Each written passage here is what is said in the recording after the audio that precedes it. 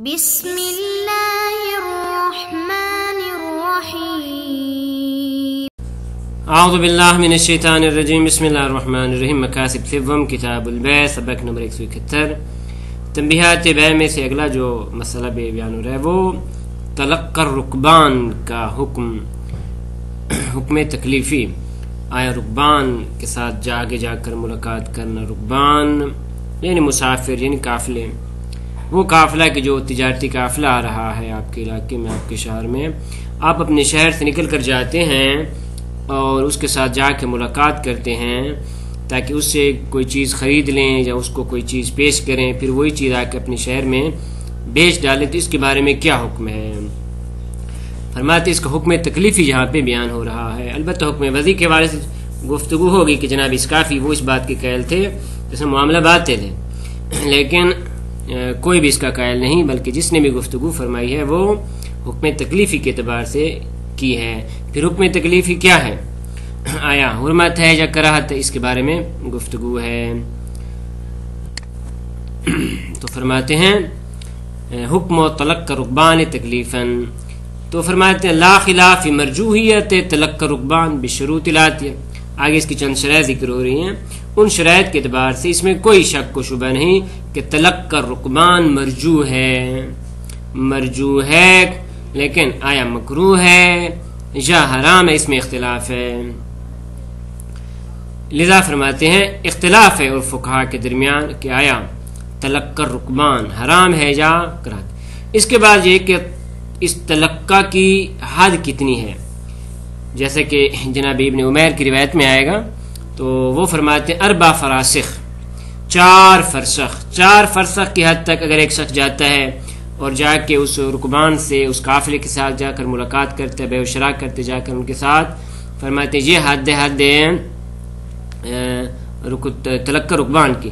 اس سے اگر زیادہ ہے تو اسے کہا جائے گا یہ سفر ہے للاکتساب، اور اس میں نہ ہی حرمت ہے اور نہ ہی کراہت ہے بلکہ استحباب ہے یا وجوب ہے، جیسے کہ تجارت کی بات میں ذکر کیا جاتا ہے کہ بلاخر بعض اوقات انسان کی تجارت کرنا واجب ہے، بعض اوقات مستحب ہے.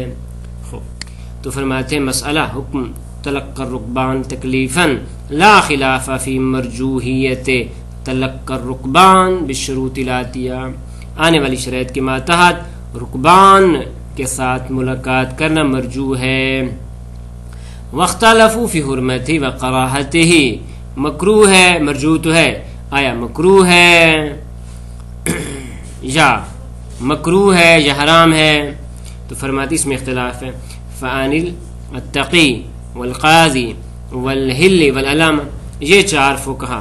البتہ علامہ کے اقوال مختلف ہیں. منتہا میں جو انہوں نے فرمایا ہے وہ کہ الحرمہ، فرماتے حرام ہے، تلقی الرکبان حرام ہے. نیز یہی فتویٰ بحقی ان ظاہر الدروس و حواشی المحقق الثانی و عن الشیخ و ابن زہرہ لا یجوز. اسی طرح کا قول ذکر ہوا ہے کہ جو ظاہر ہو رہا ہے جناب صاحب دروس الشریعہ سے، جناب محقق الثانی کے حواشی سے، نیز جناب شیخ طوسی علیہ رحمہ سے اور جناب ابن زہرہ سے، کہ وہ فرماتے ہیں لا یجوز، جائز نہیں ہے، تلقی رکبان جائز نہیں ہے. لیکن آیا لا یجوز سے مراد اس کا حرام ہونا ہے یا لا یجوز یدل علی الکراہہ؟ فرماتے اس میں گفتگو ہے. لذا فرماتے ہیں اولا فی المختلف. جناب علامہ حلی رحمۃ اللہ علیہ نے اپنی کتاب مختلف میں جناب شیخ کی عبارت لا یجوز کی تعویل کی ہے بالکراہہ، کہ اس سے مراد ان کی کراہہ ہے، وہیا نیز یہ کراہت. اب یہاں سے دوسرے قول کو ذکر کریں، وہیا یعنی کراہت کا قول یہ بھی کہ مذہب اکثر فقہا فرماتے ہیں مکروہ ہے. بل ان ایضاح النافع، بلکہ ایضاح نافع میں اس طرح کہ ان شیخ ادعا اجماع علی عدم التحریم، جناب شیخ طوسی علیہ رحمہ نے اجماع ذکر کیا ہے کس پہ؟ کہ حرام نہیں ہے، علی عدم التحریم یعنی حرام نہیں ہے، یعنی مکروہ ہے. نیز وعن نہایت الاحکام، جناب شیخ طوسی علیہ رحمہ نے اپنی کتاب نہایہ میں اس طرح ذکر کیا ہے کہ تلقی الرکبان مکروہ عند اکثر علمائنا، ہمارے اکثر فقہا کے نزدیک تلقی رکبان مکروہ ہے. اچھا، یہاں پہ فرماتے ہیں ادھر جناب شیخ نے اجماع ذکر کیا ہے اور ادھر فرمایا اکثر علماء نا، تو فرماتے ہیں ولیس حراما اجماعا، اور فرماتے ہیں کہ اجماع ہے اس بات پہ کہ حرام نہیں ہے۔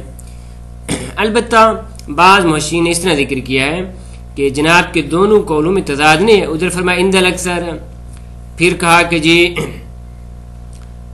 حرمت پہ اجماع نہیں ہے، تو اس کا معنی تو یہ ہوا کہ پاس اجماع ہے کراہت پہ۔ فرماتے نا یہ جو انہوں نے آخر میں فرمایا کہ لیس حراما اجماعا، کہ ہمارے ہاں یہ حرام نہیں اجماع ہے، یہ حرمت سے مراد حرمت وضعی ہے، جیسے کہ جناب ابن اسکافی کا قول آئے گا کہ ابن اسکافی وہ فرماتے تھے کہ اصلاً معاملہ باطل ہے، وزن بھی حرام ہے، تو اس کے جواب میں فرماتے ہیں کہ نا یہ تو اتفاق ہے اس بات پہ کہ حرمت وضعی نہیں ہے۔ اب حرمت تکلیفی میں فرق ہے کہ آیا حرمت تکلیفی ہے یا کراہت تکلیفی ہے، لذا فرماتے ہیں جناب کے اس کلام میں کسی قسم کا تحافظ موجود نہیں۔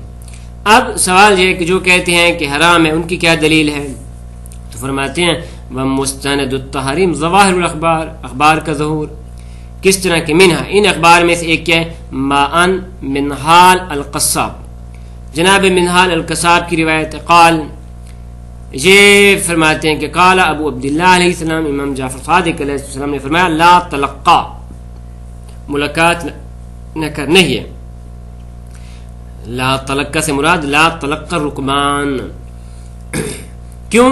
فإن رسول اللہ صلی اللہ علیہ وآلہ وسلم نہا عن التلقا، کہ جناب رسول خدا نے اس تلقا سے کیا ہے نہیں فرمائی ہے، تلقا رکبان سے نہیں فرمائی، لذا لا تلقا، تلقا یہ باب تفعول ہے، تلقا یا تلقا اصل میں تھا تا تلقا، مثل تا تنزل ہو گیا، باب تفعول ہے، باب تفعول ناقص کا۔ قلت میں نے پوچھا وما حد التلقا، کہ بلاخر تلقا کتنی حد ہے، قال ما دون غدوہ او روحا، فرماتے ہیں جو غدوہ یا روحا سے کم ہو، غدوہ یعنی صبح کی مسافت، روحا یعنی عصر کی مسافت، کہتے ہیں کہ لیل و نہار کی ٹوٹل جو مسافت ہے وہ 8 فراسخ ہے، تو اس بنیاد پہ فرماتے ہیں صبح کی مسافت وہ کہ جس کو غدوہ کہتے ہیں وہ 4 فرسخ بنے گی، یا روحا عصر کی مسافت فرماتے ہیں وہ بھی 4 فرسخ بنے گی۔ نیز اسی وجہ سے انہوں نے سوال کیا قلت وکم الغدوہ والروحا، کہ غدوہ اور روحا یہ کتنی مسافت ہے، قال 4 فراسخ، تو جناب نے فرمایا 4 فرسخ، بنابراین تلقا رکبان کی حد بندی 4 فرسخ ہے۔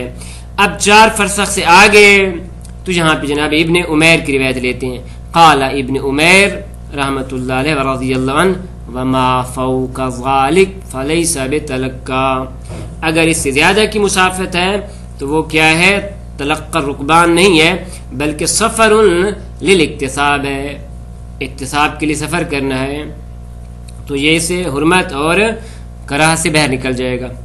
اسی طرح اور روایت وفی خبر عروہ، جناب عروہ کی روایت میں اس طرح آیا ہے کہ لا یتلقا احدکم تجارہ خارجا من المصر، تم میں سے کوئی بھی تلقا رکبان نہ کرے من مصر، اپنے شہر سے نکل کر باہر نہ جائے، ولا یبی حاضر لباد، اور حاضر فرماتے ہیں بادی کے لیے، باد یعنی بہ رہنے والے، حاضر یعنی شہری، فرماتے ہیں یہ ایک دوسرے کو اس طرح نہ بیچیں، والمسلمون یرزق اللہ بعضهم من بعض، مسلمان خداوند عالم ان میں سے بعض کو بعض سے رزق عطا فرماتا ہے۔ وفی روایت اخرى، ایک اور روایت ہے جس میں اس طرح کے الفاظ ہیں لا تلقا ولا تشترے، نہ تو تلقا کر، تلقا رکبان بہر جا کر ان سے خرید و فروش کر، ولا تشترے ما یتلقا، اس طرح اگر کسی نے تلقی کی ہے باہر سے کوئی چیز خرید کے لایا ہے آپ کے شہر میں تو فرماتے وہ چیز بھی آپ نہ خریدیں، ولا تاکل منہ، نیز آپ اس میں سے کھائیں بھی نہیں۔ تو یہ جو الفاظ ہیں کہ ولا تاکل منہ، کیونکہ اکل مال بالباطل ہے، تو والظاہر النہی عن الاکل کون لفساد المعاملہ، یہاں پہ لا تاکل منہ یہ نہیں عن الاکل ہے، تو اس کا ظہور اس میں ہے کہ معاملہ فاسد ہے، کیوں کہ جس کی بنیاد پہ جناب فرماتے اس میں سے کوئی چیز نہ کھائیں، فیکون اکلا، بالباطل، تو یاکل مال بالباطل ہو جائے گا. خوب، تو بس یہاں سے یہ ظاہر ہو رہا ہے اس روایت سے کہ معاملہ فاسد ہے، یعنی تحریم وضعی ہے. لیکن فرماتے ولم یقل بإلا الاسکافی، لیکن محبت تحریم وضعی کا جناب اسکافی کے علاوہ اور کوئی بھی قائل نہیں ہے. وعن ظاہر المنتہا، علامہ ہلی رحمۃ اللہ علیہ نے فرمایا ہے، جیسا کہ ان کی کتاب سے ظاہر ہے، وہ کہتے ہیں الاتفاق علی خلافہ، کہ علماء کا اتفاق ہے علی خلاف ما قال بھی الاسقافی، جناب اسقافی کے قول کے مقابلے میں اتفاق ہے کہ نہ حرمت وضعی نہیں ہے. خب جب حرمت وضعی نہیں ہے تو نتیجہ بندی کر رہے ہیں. فرماتے ہیں فتکون الروایہ، جو روایت انہوں نے ذکر کیا ہے، اولا معضافیہ، ایک تو ضعیف ہے، پھر اگر آپ کہیں کہ اس کا ضعف کو جبران ہو سکتا ہے تو فرماتے وہ بھی نہیں. کیوں؟ مخالفتا لعمل الاصحاب، عمل اصحاب کی مخالف ہے. اصحاب نے جو عمل کیا ہے وہ باقی روایات پہ عمل کیا ہے کہ جس کی بنیاد پہ وہ فرماتے ہیں حرمت وضعی نہیں ہے. بنابراین فتقصر عن افادت الحرمہ والفساد، تو پس یہ روایت جب ضعیف ہے اور عمل اصحاب اس کے مخالف ہے، نتیجہ یہ نکلے گا کہ یہ روایت نہ حرمت کا فائدہ دیتی ہے اور نہ ہی فساد معاملہ کا. نام لا باس بحمل الکراہ، فرماتے اس میں کوئی حرج نہیں کہ اس روایت کو آپ کراہت پہ حمل کرے. لو واجد القول بکراہت لک، اگر ایسا قول موجود ہو کہ اس قسم کا جو مال ہے اس کا کھانا مکروہ ہے، جی بکراہت الاکل مما یشترى من المتلقى، کہ جس نے تلقی کے ذریعے وہ چیز خریدی ہے اور آپ اس کو کھانا چاہتے ہیں تو اس کا کھانا مکروہ ہے. اگر یہ قول موجود ہو تو اس روایت کو اس پہ حمل کیا جا سکتا ہے. ولا باس به حسما لمادت التلقى، جناب شیخ امثال رحمۃ اللہ علیہ فرماتے ہیں کہ اور اس میں کوئی حرج بھی نہیں ہے. کیوں؟ تاکہ مادہ تلقی ختم ہو جائے. جب لوگوں کو کہا جائے کہ میاں اگر کسی نے تلقی کی اور مال خرید کے لایا ہے جہاں پہ، تو نہ ہی آپ اس کے ساتھ معاملہ کریں نہ اس میں سے کوئی چیز کھائیں، تو اس کا فائدہ یہ نکلے گا کہ تلقی رکبان کا مادہ ختم ہو جائے گا. نیز فرماتے ہیں مما ذکرنا یعلم، اور یہ جو ابھی ہم نے اوپر ذکر کیا کہ اس کو قرات پہ حمل کر سکتے ہیں، تو یہ معلوم ہوتا ہے کہ ان نفی سائر الاخبار ایضا محمول علی الکراہ، باقی روایات میں بھی جو نہیں موجود ہے اس کو بھی حامل کیا جائے کراہت پہ. کیوں؟ الموافقۃ للعسل، کیونکہ شک ہے کہ حرام ہے یا حرام نہیں، کیونکہ روایات کا ظہور تو اتنا نہیں ہے کہ اسے ہم حرمت لے لیں. بنابر اصول عملیہ کی رجوع کریں گے، اور اصول عملیہ کیا کہتے ہیں؟ شک ہے کہ حرام ہے یا حرام نہیں، تو اصل یہ ہے کہ عدم الحرمہ ہے. اس کے علاوہ مضاف الخبر و مخالفت المشہور، یہ جو اخبار ہیں ایک تو ضعف ہے ان کا سندی لحاظ سے، نیز یہ کہ مشہور کے قول کے بھی مخالف ہے. اس کے بعد اگلا جو مسئلہ ہے وہ یہ ہے کہ اس کی حد بندی کتنی ہے. لذا فرماتے ثم ان حد التلقى 4 فراسخ، فرماتے ہیں اس کی جو حد بندی ہے وہ 4 فرسخ ہے. کما فی کلام بعضن، جیسے کہ بعض کی کلام اور جناب اسقافی کی روایت میں یہ چیز ذکر ہوئی ہے. والظاہر ان مرادهم خروج الحد عن المحدود، ظاہر یہ ہے کہ حد محدود سے باہر ہے، حد محدود سے باہر ہے. کیوں؟ لأن الظاہر زوال المرجوحیہ اذا کان 4 فراسخ، کیونکہ جو ظاہر ہے فقہا کا وہ یہ ہے کہ جیسے ہی 4 فراسخ ہو جائیں تو پھر مرجوحیہ ختم ہو جاتی ہے. اس بنیاد پہ فرماتے ہیں حد محدود سے باہر ہے، یعنی محدود کیا ہے؟ وہ 4 فرسخ کے اندر ہے. 4 فرسخ تک جیسے ہی پہنچا اس کے بعد فرماتے ہیں اس کے لیے مرجوحیت ظاہر ہو جائے گی. وقد تابعوا بذلك مرسلۃ الفقی، فرماتے ہیں اور اس مسئلے میں یا اس حد بندی میں فقہا نے اتباع کی ہے فقی کی روایت مرسلہ میں، من لا یاد الفقی کی روایت مرسلہ میں. وصلی اللہ علی محمد و اہل بیت الطیبین الطاہرین.